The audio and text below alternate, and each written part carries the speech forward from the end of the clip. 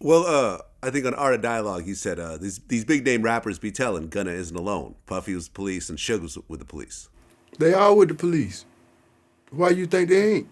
Suge had what? Everybody, it's fact that half the police station was bodyguards. Right. It's fact that Puff, you got policemen with you. I mean, like, it's all of them. I look at it like this. All of them have been in situations where they've been put into that room. And if you get out that room, most of the time, you got a number to call. You know what I mean? So, I'm looking at, just day situations when Puff thought he was going to jail for the situation in the club. Mm-hmm. Come on, man. Whenever they got you and you feel like you cornered, the first thing you're going to do is say, well, let me work with you. Let me work. Then let me walk out of here. Let me work with you. I might send you 5 in time, but just not me, please. So it's like, I understand it. But, I mean, if you look at it right now, the hip-hop police, all that stuff that was going in New York, dudes getting targeted, dudes getting framed, set up. It's like, man, the police is involved with this shit. So, you can't go to a town, get security, people who can carry guns and badges, and then do illegal shit in front of them. What the fuck? It's like, what the fuck? So it's like you got to just really just look at real life and get out the entertainment bubble, and then maybe you could figure out that, like, hey, man, we got company around. Certain things we shouldn't do. You know what I mean? But I think as artists, we get so caught up in fame and being the artist, we forgetting that our homeboys around us still operating like we in the streets. So now that we living in this social media time, it's like, it's scary because you're watching these labels invest in that. You're watching them go to each and every city and look for the hardest and most out of control artists of all time. You know what I mean? To give them a shitload of money and just sit back and watch and see, like, we're going to watch this train wreck. That's what it looks like right now. It's not that you're investing in artists that you think going to have a long career. You're investing in artists that's going to keep this social media buzz up, this fantasy of the street life. And if you look at just the industry right now, we talk more about the drama than we do about music. Well, yeah. I mean, my prediction with this whole YSL situation is this. Like, for example, part of the indictment, when you read through it, was they're saying, because at one point YFN Lucci's mother got shot. Mm-hmm. And there's a verse that Young Thug is talking about shooting someone's mother. And now he don't mention me. Yeah. Which they're trying to tie to the whole case, whether it's true or not. Now, if Young Thug takes a plea deal, and in that plea deal, he says, yes, this lyric is about YFN Lucci's mother, Lucci's mom could now file a lawsuit against 300 Entertainment, which is now owned by Warner Brothers, saying that you guys now have officially co-signed and promoted songs that ultimately got me shot. I want $100 million. And you're going to lose. Who's going to lose? They're going to lose. Simply because, no, they're going to lose going against the label. Simply because the corporate in between all of it is Leo Cohen.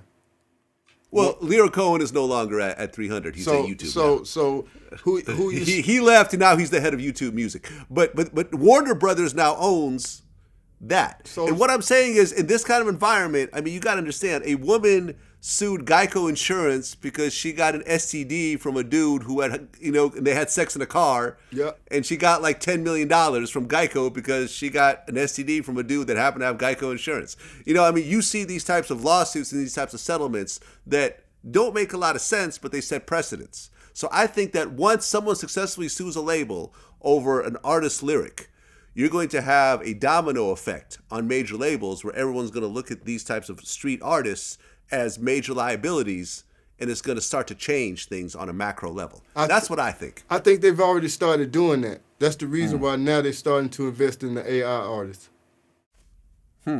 So you got to look at what the game is doing.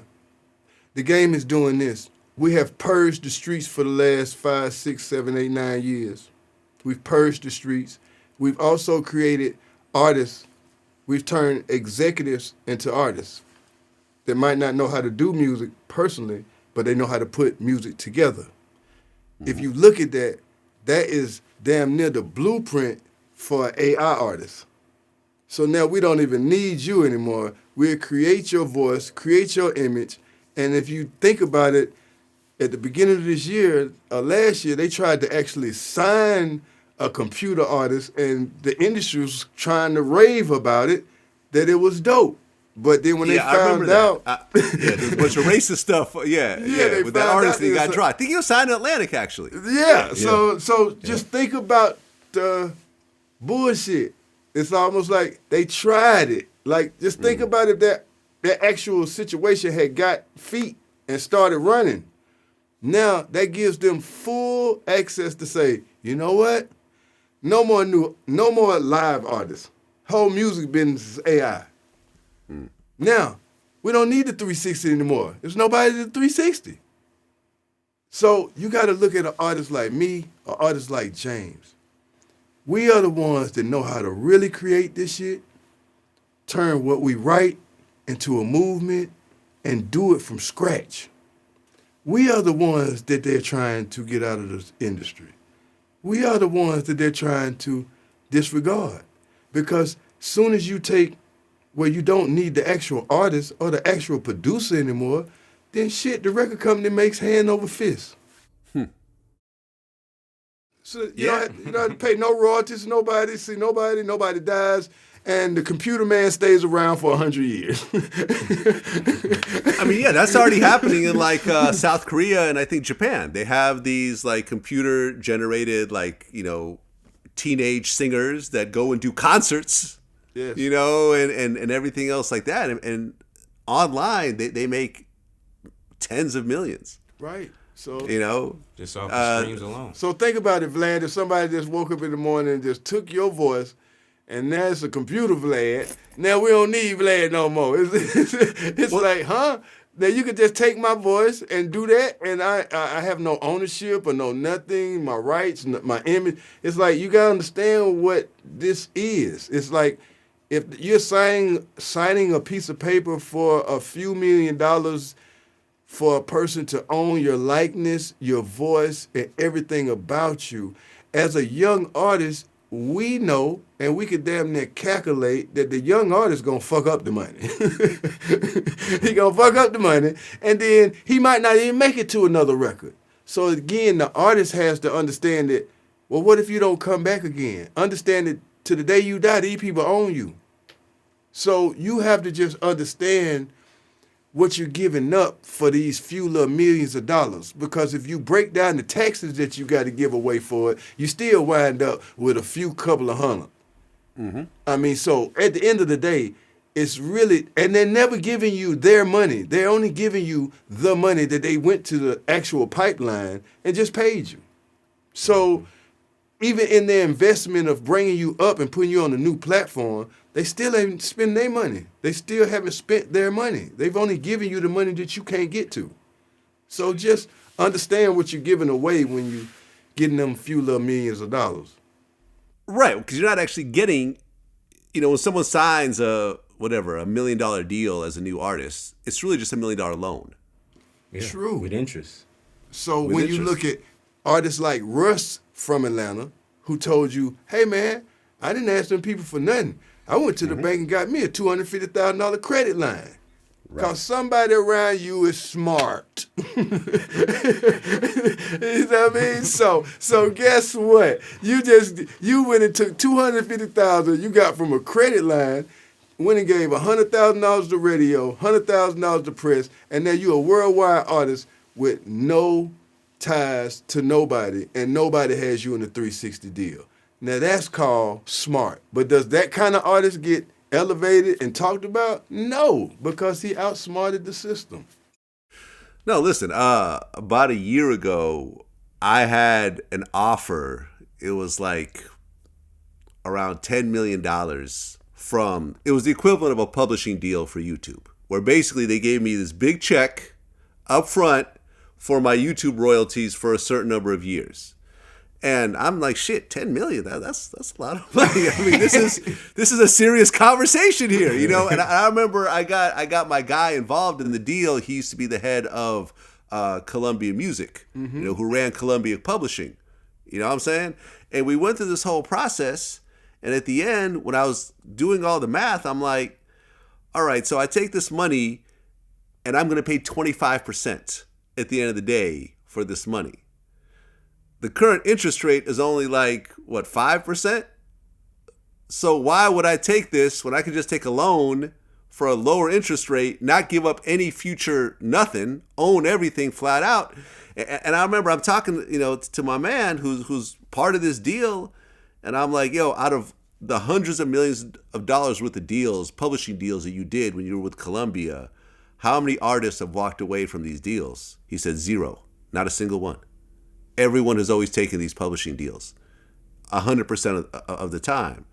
And I'm like, wow, that's interesting, because I guess for YouTube, me being able to predict a hit interview is a little easier than trying to predict a hit song, right? So on that point of view, I think I have a bit of an advantage. But still, he's saying that, you know, I mean, listen, there's artists who are consistently coming out with, you know, hit songs and you know, have big fan bases that still take these deals, like Eminem and whoever else, because the mentality in music is, let me get this upfront money. Let me get this upfront money. And let me keep getting these deals and get more upfront money.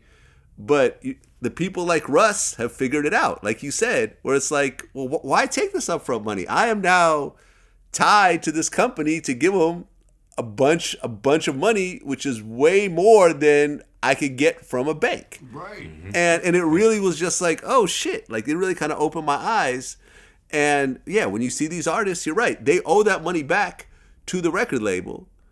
And on top of that, the record industry is based on almost a 90% failure rate. So, I mean, you know, when you sign 10 brand new artists, 9 of them, you will lose all your money on those artists. True. So you have to have a deal for that 10% that's going to favor you to pay for your 90% of failures. And the artist that does really well is upset. He's like, oh, I got a bullshit deal, like the Megan Thee Stallions of the world. It's like, oh, this is bullshit. I'm paying too much. And it's like, well, there was a greater chance of you making 0 money than you making these millions. Right. When we invested in you. So it's really dependent on the person, because I mean, Vlad, I've been in the business 25 years and I've never signed a publishing deal. Wow, okay. So you're looking at a person that survived without one.